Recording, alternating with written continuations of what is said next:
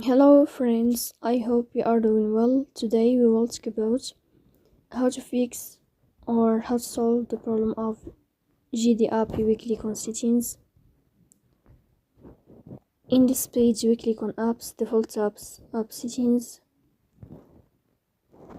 Then here you will search about GD app and we click. After that, in this page of app info we click on first stop and we click OK. Here you will enter to storage. Then we click on clear cache.